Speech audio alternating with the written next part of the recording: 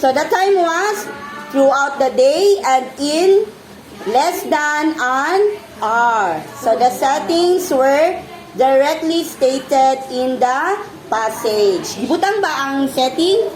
Gimension ba ang setting dito? The place and the time? Yes.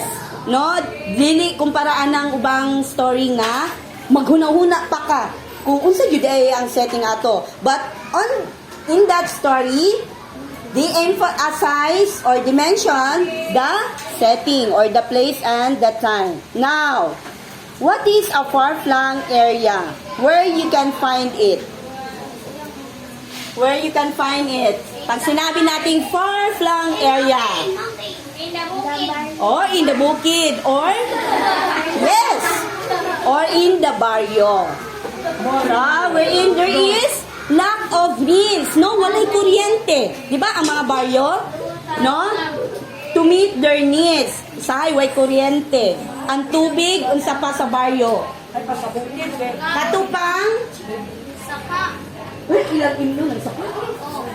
Kanang tubod. Yes, amuha dito sa Sarmiento. Tubod pa amuha, pero karon na naman sila. So, usually in the barrio, there is lack of means. Finally, the setting is not only located from the urban or rural, but also in affluent or poor areas. So, we can say that in the barrio, kasagaran daw pobre, no? Ingon nila. Pero karon daghan naman. Because of bahay kubo lang, no? Dili kayo simentado ang balay. Ang ginagamit nilang kuryente is lampara. Very good. Mga lampara, kandila, no? Rakong tubig. Gas. Okay, it's game time. What are the things to remember while playing a game? Mapili ka sa video.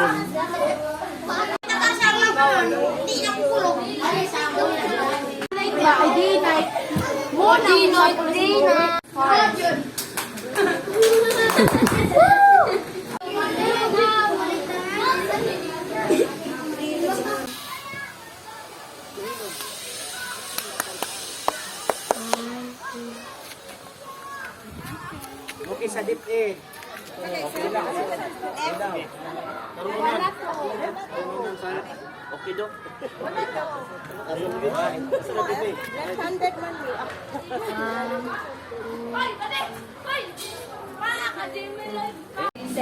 Pidan and all the teachers of Samwag. Thank you very much for the implementation division. For this abyss, kasama dyan ang SGOD kasi kailangan natin ng support, especially in materials, SGOD na yung financial.